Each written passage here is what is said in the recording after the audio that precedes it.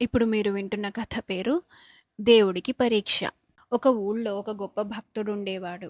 ఆయన ఊరూరు తిరిగి ప్రజలకు దేవుడి మహిమలను గురించి బోధ చేస్తూ ఉండేవాడు. ఒకరోజు ఆ భక్తుడు రామన్నపాలెం అనే గ్రామంలో ఈ విధంగా ఉపన్యాసం చేశాడు. దేవుడు తాను పుట్టించే ప్రతి ప్రాణికి ఆహారం సిద్ధంగా ఉంచుతాడు.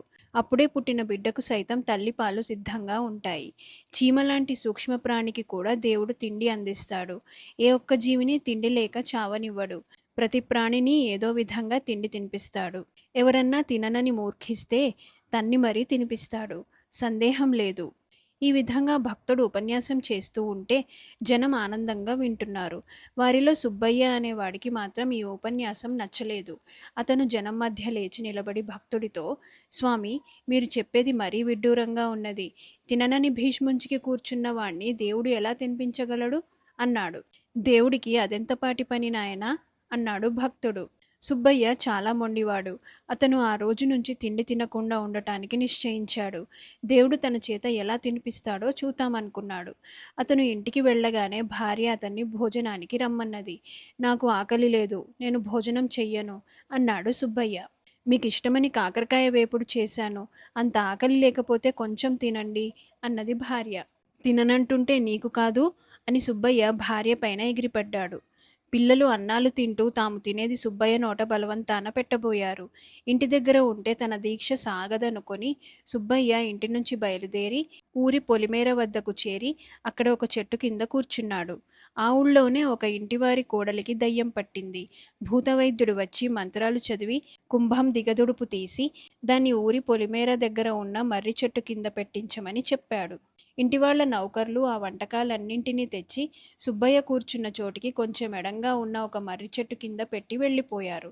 సుబ్బయ్యకు ఆకలి దహించుకుపోతున్నది. వంటకాల వాసన కొట్టి అతనికి నోరూరుతున్నది. అయినా దేవుణ్ణి పరీక్షించటం కోసం అతను తన మనసును నిగ్రహించుకొని అలాగే కూర్చున్నాడు. రాత్రి చాలా పొద్దుపోయింది. అర్ధరాత్రి గడిచాక మూడో జాములో కొందరు దొంగలు తాము పక్క గ్రామాల్లో దొంగిలించిన సొత్తు పంచుకోవడానికి అక్కడికే వచ్చారు. మంచి వంటకాల వాసన వాళ్లకు కూడా తగిలింది. ఇక్కడ ఈ పిండి వంటలు భోజనము ఎలా వచ్చాయి అని కొందరు దొంగలన్నారు. ఎలా వస్తేనేం, కడుపు నిండా తినేద్దాం, ఏమిటా చచ్చు సందేహాలు అన్నారు మరికొందరు. తొందరపడకండి, మనని చంపి మన డబ్బు కాజేయటానికి ఎవరైనా దుర్మార్గులు విషం కలిపిన ఆహారం ఇక్కడ పెట్టి ఉండవచ్చు.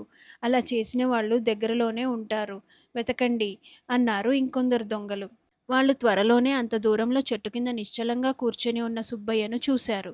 దొంగలంతా బిలబిలమంటూ పోయి సుబ్బయ్యను చుట్టుముట్టి, ముచ్చువెధవా, మమ్మల్ని చంపి మా డబ్బు కాజేయటానికి ఇక్కడ చీకట్లో మాటు వేసి కూర్చున్నావా?